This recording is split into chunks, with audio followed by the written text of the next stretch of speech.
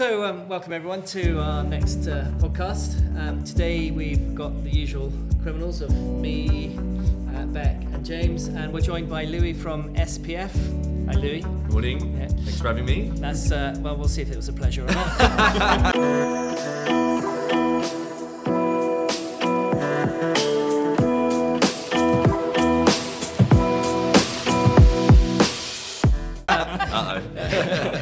So SPF used to be Savills Private Finance. You've now gone independent and are part of the Howden Group, a much larger insurance group. Yep. I'm just conscious, Louis, that a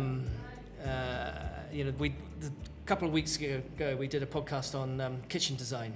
Okay. And in that we talked about where laundry machines would go. Where do mortgage providers? What's your preferred laundering machine?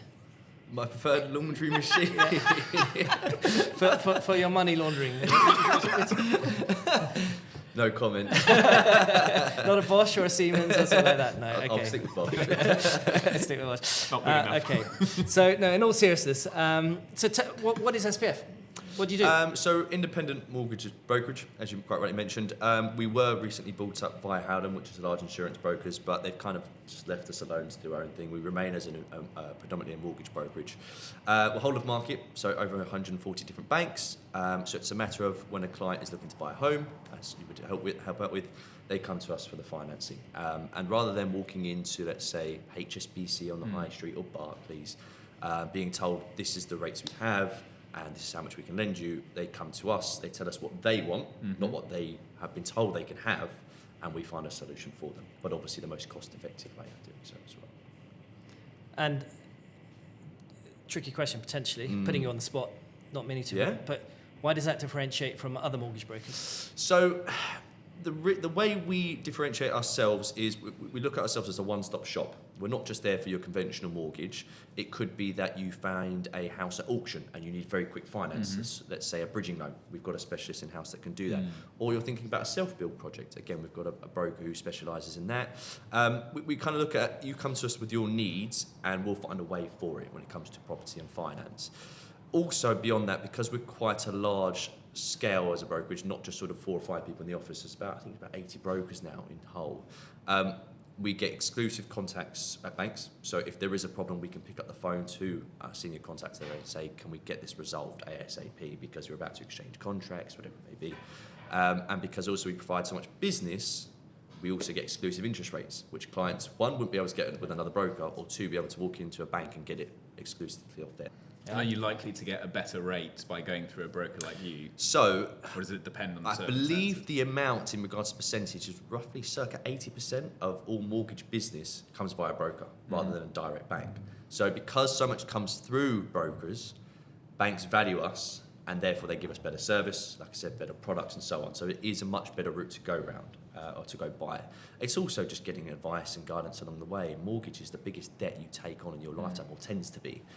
Hundreds of £1,000s, sometimes millions. You want to speak to somebody at the other end of the phone who knows what they're talking about, been in the game for a while, and can give you guidance along the way at every step, because it's not a quick and easy process. It takes months, sometimes half a year. We are very different from places like the US and Europe, where we take on a 2-year mortgage, whereas in some of these other countries they take on a whole life mortgage, don't they? Tends to be, yeah. I think the US is like 25, 30-year fixed rate terms and so on. Yeah.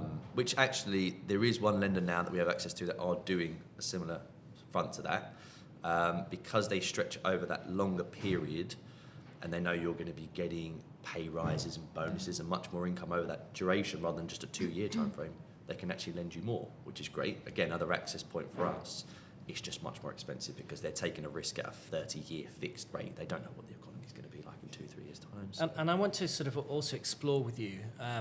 You refer to it's very useful to be able to pick up the phone at the time of an exchange or whatever. Yeah. But the reality is actually you also do mortgages or lending for someone like Beck's clients who they want to revamp a house. Or extend the house, or James who's designing a garden for them, and they don't want just the run-of-the-mill garden. They want to spend some money on the garden and increase the value of the property as a result of the loan that you've arranged for them. Yes. And James has designed the garden, in which case they can then sell the house for a greater profit.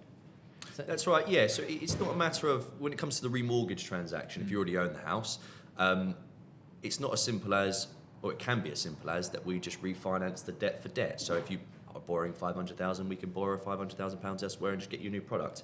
But at the same time, if you want to do some work to the garden or the interiors, or do like a new kitchen or an extension, we can, as long as the affordability passes, we can potentially borrow another £100,000 or £200,000. And because we're stretching it over such a longer time frame of, let's say, 25, 35 years, the monthly payment's going to be much cheaper than that, just a personal loan from your bank. All right, the interest rate is going to be stretched, or the interest is stretched over a longer period of time, but it reduces that monthlies and helps the person out on a monthly spend and the budget to reach their goals of extending. And also, as you say, it could be you're doing the work for almost a quick flip. You buy a place, you think, I might sell soon, let me revamp it, do as much as I can, because an estate agent or a buying agent can tell you can earn more if you do this to your property. We raise some money, get it done, and then you sell. So there's various ways around of doing it, yeah. And, talking about the ability to take a mortgage or the affordability, what are the, people assume, there are a lot of myths out there about what are required. What is the general requirement? If I wanted to get a mortgage, how do I? Obviously, I know, but for the purpose of this podcast. Again, where we offer those bespoke solutions and have access to so many different banks, people come to us with all different types of income, and we find a home for it, whether that be sort of the conventional high street banks or even private banks who can take a more bespoke view. Conventional banks, usually, if you're employed, either want 1 to 3 months pay slips. I say 1 to 3 because a lot of people think you must have 3. That's not the case. Some banks, even if you get a new job, will just take the contract. They don't even need 3 months pay slips. They'll go, actually, that contract's completely fine. Self-employed individuals, again, depends how you're set up, but if you're a sole trader, tends to be 1 or 2 years tax returns. So they take an average usually over the 2 years, but again, some will do it for just the latest year. So that's essentially 3 years, isn't it? Because the tax return is 1 year. Well, that's it. Yeah, it's because there's that lag of the financial year and on when you have to submit the documents. Yeah, and again, I've had scenarios before where I've got a client who does 2 years, and their third year, they're almost 3/4 of the way through, and it's done so much more business, and the profit is so much higher than the years before. And they're thinking, well, I can afford X mortgage or X property on my new earnings. Because they're so far into the year, we've got lenders whereby they'll get an accountant's letter which confirms where they are already, and we could actually use a portion of that new income, even though it hasn't been finalised in tax returns or accounts, for the new affordability assessments, so clients get the end property that they want in the end. But also, as a final comment, just on the affordability side, again, we can do bespoke things such as monetising assets. So I had a client the other day, very close to retirement, had a pension fund of roughly £3.5 million, just sitting there, not yet drawing on it, but it's with the wealth manager being advised, and it's up and down in stocks and so on in cash. We found a lender who will just simply monetise that over a certain amount of years. So break, let's say, £3.5 million into over 10 years, and that gives you £350,000. They'll use that £350,000 as a salary and multiply that at the usual multipliers, as if they're earning a £350,000 annual salary through pay slips, in fact, so employed. Obviously, you're a mortgage broker rather than a financial advisor, and there's a very different sort of roles. Correct. But what role does your company or you play with a client in terms of helping guide them to making a good financial choice for them? So they tend to come to me with a story, and it could be anything from a divorce settlement to I need something for my business, or it could be absolutely anything. And there's ways that, obviously, if you have assets in the background, that you could raise the funds that you need. Now, for us, we have to be very careful, because we're only regulated on the mortgage side, that we only advise this is what I can do in regards to a mortgage finance product. But if they do want to look at elsewhere, and I tend to always say explore all options, we do have wealth managers in-house that can help. They often tend to have their own wealth managers anyways, because they've obviously got the assets in the background. So again, it's a very fine line of me saying, this is what I can present and this is what I can offer you, but make sure you do look at the holistic view, and then come back to me if it is something you want to proceed. And I tend to always say, look at the tax side as well, because if you're pulling money out of assets, there's some tax implications on that, which might outweigh that of what my interest rate I can offer you on a mortgage rate. So it's not a simple view that just go, this is the best thing to do. As I say, look at everything that's available to you. Is what I do you get many clients that remortgage for you? Clients often have a mortgage in place for new builds, particularly. Large-scale refurbs don't tend to be financed through mortgages, but through a new build, yeah. So there's all of that to be considering as well. Yeah, I'd say more clients are financing it through other routes, but yeah, we definitely do have some, and obviously timing then becomes quite an important factor in the process as well. I guess if you're starting from the very, very beginning, and they don't know how much money they actually need. They have this idea of this perfect property, and I buy them the plot and get you involved to design the plot. Then we have to go to someone like Louis and say, right, can we get enough money for this plot and all the build feature. And one of the challenges there, and this actually happened on a project a few years ago, is the budget they start with for the builds starts somewhere down here. Yeah. And as the scope changes and they add more grows and then they need to know that they can finance that. Actually, just before you jump in there, we're talking about the plot. It's an interesting aspect from a mortgage because you're borrowing against the plot value. Yeah. And yet we're going to need to build the house, and we're going to need to put the garden in, we're going to need to put the furniture in, and we're going to need to put the wallpaper up and the carpets. How does the bank value that? Do people have to go through two sets of mortgages? They buy the plot and then get a second mortgage once they've got the house built, or how does that work? There's a few routes that you can go down for that type of structure, and it all depends on, again, you as an individual and what you've got around you. The first route is being a self-build mortgage, and it's very much, we'll look at the plot of land, we'll look at what costs you think it's going to cost you to build that property with all the interiors and so on, and the end finished products, and then they'll look at what the GDV is, what the end value will be, and that's what they'll tend to lend on. There's some restrictions to that, and it's simply they usually want inspections throughout the whole process to make sure you're on track, and they tend to present or offer tranches of funds. So let's say if you borrow £1 million for your build, they won't just suddenly go, here's £1 million, good luck, I'll come back in 12 months' time. In case you spend it all on beer. There's a few holidays in between. What they'll do is they'll start off with the £100,000 to pay the architects and so on, and once that's been done up to a certain point where they're happy with it, they then come to the inspection, and they'll give you another £200,000. I think those projects actually are the ones where it's really important to have QS involved, because for the client to manage that or to manage that with the contractor can be incredibly complicated. And to have those build valuations that are running in parallel with what the bank's going to release can be a little bit tricky to manage sometimes. So I think having a good QS on those projects. I use QSs all the time. But for our viewers who might not know what a QS is, what is a QS? So a QS is going to sit between the client, the contractor, the architect often, and the quantity surveyor. And they will manage all of the valuations for that project. So they're checking everything that the contractor is doing at certain stages to say, has this been delivered yet? What's the value of what's been delivered? And then sort of releasing payments against that. And also managing holistically, because the budget is split between the architect, the contractor, the garden designer, the interior designer, everything that's going internally into the fit out, as well as the bricks and mortar. So having a holistic view of all of that. They're often known as people that count bricks. That's what they do. They make sure the right number of bricks have gone into the spend. Yeah, exactly. So Louis, favourite type of client? Everyday employed individual or a couple, no kids, no debts, just earning really good salaries that want to not necessarily maximise how much they want to borrow, because I don't want to put them in certain situations, but that want to borrow a healthy amount. And we can go to a high street bank, get them a very good rate, and give them very good service. And is that because their circumstances make it more affordable and straightforward to get a good rate? Exactly that. So it's an example of all I need is a couple of pay slips, rather than having to look through companies' accounts or monetising assets that we've spoken about before. It's very, very simple. We can go to a high street bank who are bigger corporations, so they tend to do a really good service. They always have good phone lines or good systems that we can use to help liaise with the underwriters. So that is probably my preferred client. And the client that needs you the most? That's an interesting one. I would say a limited company director who has only had 1 year's accounts. Because pretty much all high street banks will go no. So they could exhaust themselves out walking into 10 different banks and going, I'm going to get nowhere.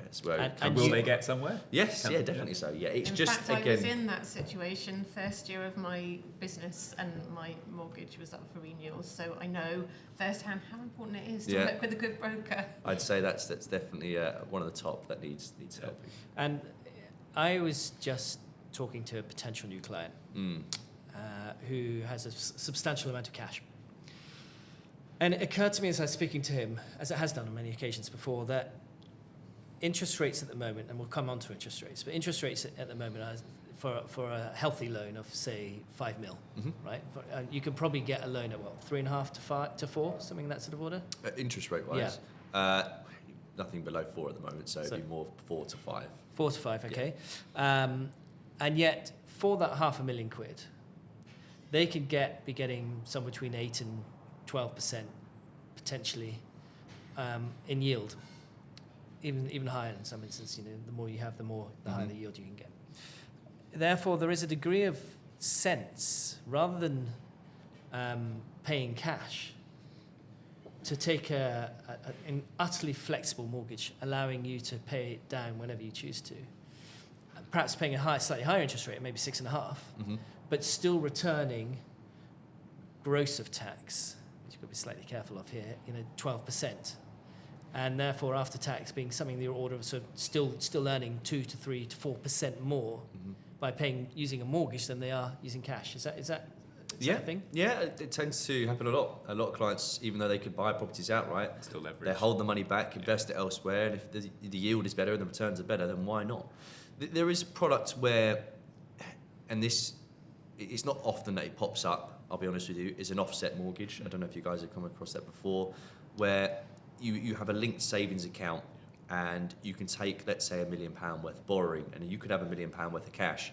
And if you don't necessarily know what to do with it immediately, you can put it into that offset account, the linked current account, and it offsets the mortgage in its entirety. So you might not even have to pay a mortgage payment for a few months because you've got the cash deposited. But once you've then sounded an investment solution, you can pull that money back out whenever you want, invest it to wherever you want, and you can have the flexibility to go back and forth as many times as you need to. If you need a few months to sort out an investment or whatever it may be, it gives you that flexibility to do so. It used to be in the 90s, and maybe the early 2000s, what I would call, I'm sure this isn't the correct term, but it was a checkbook mortgage, whereby you had a facility of, say, £1 million, and you could just write a cheque. You could walk up to, if you're buying a portfolio, you could write a cheque for 200 grand here and 200 grand there, and it would just come off your mortgage. Does that still exist? Yes and no. It's not quite as free will, just do what you want with the money whenever you're ready. I suspect some private banks might give you something similar to that. If you've got enough assets with them already, they know you're good for the money, and therefore, here's £1 million, feel free to just go and buy properties as and when you need to, and you just we'll charge you interest when you do. But it's quite hard to get that, and like I said, unless you've got the good relationship already. High street banks is a big no. They need an asset there and then they'll basically go, we can lend you X amount against that property. And do you have favourite high street banks? Number one, which I'm sure you'll ask every single mortgage broker, is Halifax. Just so good end to end. Usually very competitive in pricing. They're always up there with the top 6, I'd say.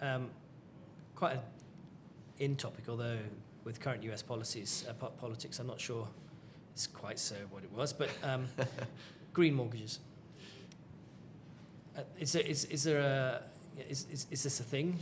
Yes. So green mortgages are actually quite recent in the recent years, whereby if you have an EPC rating of A or B, or in the buy-to-let world it's A to C, which is great, then you get a bit of a discount. So you might get 0.05% on a reduction on the interest rate, or instead of that, they might give you £1,000 cash back upon completion.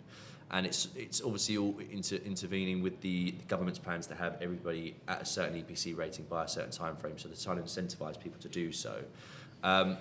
It's quite rare, especially in the London market. Only tends to really be new builds or newer builds built in the last sort of 10 years that you come across. You can't just opt for one. No, you have to be, the moment that you start the application process and a valuer goes out there, they'll need to see a valid EPC certificate.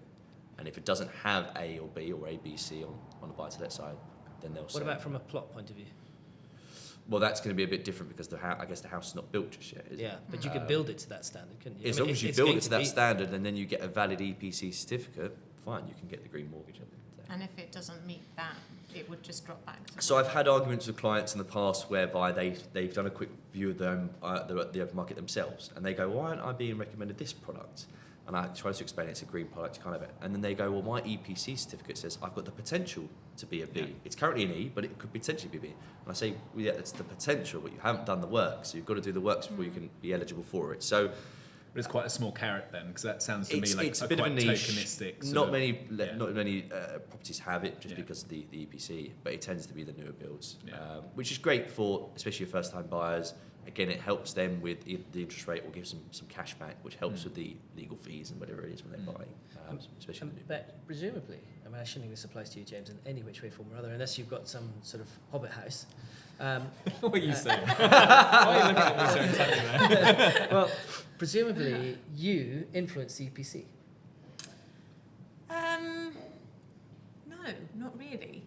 Can you not within your build-in insulation and build-in? No, because that would all be external design. That would be down to the contractor and possibly the architect as well at some point. For me, it's more internal fit out, so I don't really get involved in insulation and so if I wanted to improve the EPC on my house, I wouldn't come to you. No, you would be talking to your contractor and your architect.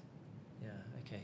I had thought perhaps that you could maybe... Lots of carpets. And the thing is, to be honest... and duvets. And to be honest anyway, it's very probably the thick wrong curtains. way round of looking at it, because I will need to work with whatever has been specified in terms of the construction. So insulation layers and sort of wall build-ups and ceiling build-ups and all of that, I will work to whatever those are and not the other way around. And that's really how it should What if you're work. called in retrospectively? Well, if I'm called in retrospectively, it's already been done anyway. So I have to work within the constraints of whatever has been constructed. Okay. So it's really not something that you get Not involved in. really. No. Disappointed. Yeah, Okay. sorry. There are a few. My expertise ends at EPC. Gotta stay in our lanes. I was looking at it myself because I've got a buy-to-let in the southeast, and again, I was looking at the green mortgages, thinking, great, I could hopefully go for one of these. And it could be as simple as like changing radiators and things like that, which I didn't know made those subtle changes, but they do. Light bulbs. So we're having this conversation on a project at the moment, actually. Oh, right. Where, and this is where it does, I am not driving it, but it absolutely does impact the interiors. So they've got to meet a certain heat output requirement in each room, which means that the radiators, if we haven't got underfloor heating, you've got to have certain wattage, which means certain number of columns, which increases the depth. And radiators are always under windows, or usually under windows. You can get skirting radiators now, can't you? So it depends what's been specified. A lot of clients like that more traditional look. It's a feature Thick radiator. radiator, It looks particularly depending on what sort of design you've got inside. But the deeper your radiator is, and they're under windows, you've got to think about your curtains clearing the. So it's all those little details that how do you make that work? So it's like a giant jigsaw puzzle. So whilst you wouldn't think that it would be something that would impact the interiors, it does. But we have to work with whatever their heat requirement You can give is. advice on light bulbs and because all the fluffy stuff. Yeah, I can plump a cushion quite well. I'm good at that. I should imagine that's your forte. Yeah. I could have said something so much less. Go on then. We're all like waiting now. There's no editing. You're a very good fluffer. Yeah. That is going to be cut. It's so not. It's so not. Mark it. It's sounds not like being cut. Sounds like short material to me. I think that was 21 minutes, 30 seconds. So, timelines. When does one apply for a mortgage when buying a house? As soon as the offer's accepted, I'd say contact your broker. Well, actually, I would say contact your broker but hold on. beforehand. But so you I can ascertain. question this, right? Oh, here we go. Because to have an offer accepted, you have to have a mortgage in principle. Or you should have a mortgage. Yeah. So I've had it in the past where they don't necessarily have it. Yeah, but it's much easier for me to negotiate when I've got all the paperwork I need. Yep. Invariably, I pretty well know the agent that I'm negotiating with in any case, and so that actually makes life a lot easier. But for those that don't, having the mortgage in principle, which must be the first stage in any mortgage application. Yes, yeah, you've got to do the credit checks with any bank really before you can officially apply for a mortgage. So and you're right. So again, it's not a mandatory requirement, but my advice is to anyone before you even start looking for houses is speak to someone like myself. Let's ascertain how much you can actually buy at and how much you can borrow. Because the last thing you want to do is start looking at properties, going in, getting that emotional attachment, and then have a discussion with me a week later and going, you can't afford that. And it's a real heartbreak at that point. Yeah. And are people beholden to you if they get an AIP? No, not necessarily. At the end of the day, they can use whoever they like. And even though we've passed the initial credit checks with that bank, that doesn't mean they're guaranteed that mortgage. All that is simply from the numbers that I've pushed into the system, and as long as they pass the initial credit check, it then the computer just says this is a figure that you can borrow. Is that a soft check or is that a hard check? So majority of high street banks do soft. Some will do hard. So again, this is a conversation. What's the difference? So soft check means they just have almost a quick glance and it makes no negative impact to your credit profile. The hard check is when they, almost as if someone goes in there and looks at everything top to bottom rigorously, and that can then affect your credit score. But if you start running multiple of those, like you are looking for like a credit card or even doing some car finance, if you keep doing it, your score goes lower and lower and lower and lower. Why is that? I don't actually know, I'll be honest with you. Because in theory, it's just you're using a product and people are looking at the data, so it's interesting. Then it must be a sort of a risk factor. Of I some suspect it might be to avoid things like fraud. If you keep, as an individual, running like spamming 30 different companies trying to get a credit card because fine. you want to try and do some fraudulent activity, this is maybe a barrier. Yeah. That's the only thing I can think of. But I don't actually know how these credit agencies sit there and go, well, we think the report that your score should go down by X amount because you've run this score. I don't actually know. Yeah, it does seem odd, doesn't it? Because if you did a agreement in principle, knowing that you could say maybe take out £1 million loan, and then you thought, right, okay, initially I only want 200,000, so I'll get that, and then I'll get another 200,000, then I get. So in other words, you've then done 4 hard checks or 5 hard checks to get to that point. Yeah. That's affected your score. But how many do you need to do before it does affect your So score? It's a bit of a... this was actually going to be a point I was going to bring up. So it could be that from the point that you check how much you can borrow, you do an agreement in principle at that point. That might not be the lender you use when you find a house to buy because interest rates are constantly changing. And those agreement in principles tend to only last for 30 to 90 days. And sometimes it can take, it takes 6 months, a year, maybe even longer to find a suitable property for the right person. Not with me.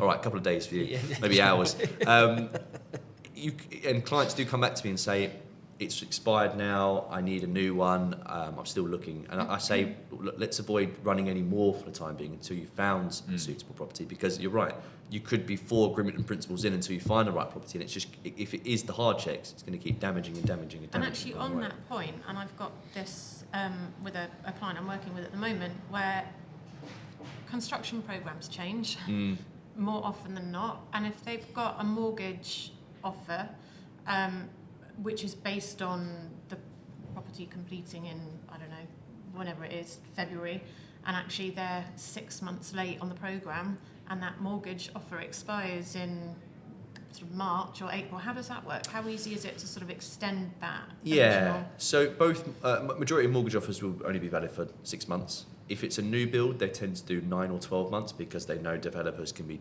late on delivering property, so they tend to give you a bit more leeway. You can, with some lenders, extend that initial 6 months. Some banks will do as little as 2 weeks. I know, not very long. Whereas others will give you another 3 to 6 months. The main issue with that is the valuation that these banks conduct from the outset tend to only be valid for 6 months. So if you do need the extension, the original mortgage offer instantly becomes void. They have to send a new valuer out there, and I've had it in the past where they send a new valuer out there, they then go, we don't like that property anymore, and therefore that mortgage application could then be declined.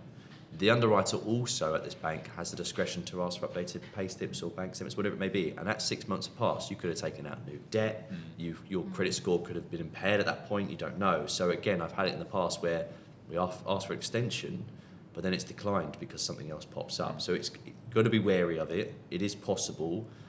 If it is a matter of the bank says no, then we can just look elsewhere and start the process again. But potentially, that can be a huge change for the client. The rates have changed. And when you're borrowing a large amount of money, which often it is, that difference can be. Or it could be a project they've already put hundreds of £1,000s in, and they go, damn, I can't get this money anymore. So it is. it's not a decision to be taken lightly. My very first discussion with clients is, when is completion due? Is it going to be in that 6-month time frame? If we're borderline, because the seller may be looking for a property and they haven't found anywhere yet and it could delay, or they're not due to move, maybe they're moving overseas but not until the summer, then I'd say, well, let's leave it until a later point until we start the application process. So we've got some quick fire questions for you because we're coming to the end now. Beck, have you got any questions you'd like to ask? Actually, I do. We were talking earlier, just broadly, what are you seeing in the market at the moment? What's happening sort of post-Christmas? I know they say Boxing Day is the busiest day of the year, and I'm sure there's lots of people that decide they need more space for their family, or they don't want to live together anymore, whatever it might be. What are you seeing? So post-Christmas tends to be a very busy time for us, because that's when married couples or families can sit down and decide what they want to do. It could be a matter of, I want my child to go to the specific school, and therefore we need to look at certain catchment areas. So again, speak to us as soon as you can, so we can start to think about how much you can afford, and then that leads on to then finding a property. So this time of year tends to be very busy for us, with people thinking about new things that they want to do, whether that's moving, remortgaging.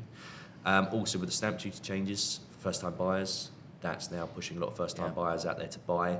That was very subtly put out there by the government, wasn't it? I mean, it's the press. Most of the press hasn't even picked up on the fact that rates increased this year.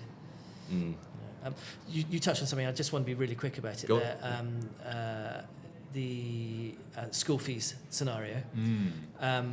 Somebody who's got maybe 30% loan to value but can afford 50% loan to value. Do you tell the banks actually we're going to increase the amount of mortgage unless they can pay the school fees, or do we just increase it? How do you deal with that? We always have to be truthful when it comes to school fees, in a matter of they're going to see the bank statements and they're going to know what they are. Some clients, as long as they pass the affordability assessment, great. Some clients may even actually pull some money out to help with those school fees. They might not have the cash immediately, or rather than, let's say, using a loan from like a personal loan perspective, they get an interest rate. Right now it's about 4%, but it used to be sort of 2 or 3%, and it helps them manage that on a monthly basis. School fees are very common, especially in today's world. They seem to pop up from time to time. There's one thing that does help with school fees: if you have a lot of cash already, and you can show that you could pay the school fees until the child is, let's say, age 18, some banks will just disregard it in its entirety, because they can see you've got the money to pay it off, which then helps with the affordability assessment. So if they wanted to go from 20 to up to 50% loan to value, they have the opportunity to do so. Louis, I have a question for you. So many of our guests are sort of from a sort of design sort of backgrounds. Obviously today we've been focusing mostly on financial matters, but you're a stylish man. It's an opinion, James. I didn't realise we were in the opinions podcast at this point. How do you is there any way that you explore your creativity, or what kind of design do you like? I actually, in terms of houses and design, it could be anything. I'd say, in terms of, I know it sounds boring, but getting into a very complex mortgage structure situation where clients got a very complex situation, it's a case study for me. Yeah. I love using different avenues and coming up with different ideas to come up with a solution for them. So I'm trying to use my creativity to say, look, I understand your situation is difficult, and you've spoken to 3 other brokers who can't do the deal, but I found something which suits you, and therefore you present it to them and they go, actually this suits us, which is problem solving. So it's problem solving. So that's where I tend to put all those efforts in, and then also the ties, probably 30 at home that I'm choose from each day is where I go to the other criteria. And what are you looking for in a strong tie? Well, this one's for my partner at Christmas, so I have to wear this one. Just something. So not that time. You don't like it. You just have to wear it. I love it. A silk number I love, and also which stands out. I usually go for bright colours rather than the subtle navy blue or something else. And do you visit people's houses actually when they're applying for mortgages? Do you go and see them sometimes? It's rare. But the reason why I often wear a suit, and this is quite a controversial thing, I'd say, for a lot of brokers out there, they tend to just come in their own clothes into the office, or they might be just working from home majority of the time, because we don't have to be out there seeing clients. We're behind the desk, behind the phone. I tend to go in the office every single day in the centre of London, and I might suddenly get a client who goes, I'm in the office around the corner from you, can you come see me? And knowing then it will be a high net worth individual who's earning decent money, and I think, I can do it straight away. If I'm a suit, I can do that. Anything else from you, Bet? I think That's covered everything. We've gone from the silk ties James took us there. Oh, yeah, we can go further. I'll forget the time. next time. Anything else from you? Oh, so we can do some more quick fire questions. So what should we do now? If you could have a dream client, who would it be? Arnold Schwarzenegger. I'd love to just be able to talk to him on the phone and just... We'll see if he's really like it. Yeah, and just see what he's like in a personal... Because you know when you speak to someone on the personal finances, they become a bit vulnerable. Yeah. I want to see if he's still that sort of outside Thing hard about structure. him is you'll do the deal once and then you know he'll be back. Reoccurring business. What a team. Louis, I'm a private customer out there. I'm considering using a mortgage broker. What's the one sentence piece of advice you'd give to that person who's considering it right now? I want to make sure you're comfortable from start to finish. If mortgage brokers were animals, what kind of animal would they be and why? Oh, God. A hawk. Oh. We're constantly watching over the market because it is so volatile. Looking to And when the pounce on some time's defenceless right, foal. because rates are going up, we're given 6 hours to get an application in because banks are about to change rates. We then fly in and Swoop take it. in. Yeah. And if you had to either have Jason find you a home, Bex do your interior, and me do your garden, and you had to pick one, which would it be? Well, I couldn't have you two without having a home, so it'd have to be Oh, Jason. no. Right, we're going to need to have a tally. We're going to have this question every time now. We're going to have a tally. And I'm going to win. That was like We are done. So, Louis, thank you very much. Thank you very It's been good of you to come along and join us in the Designed Life podcast.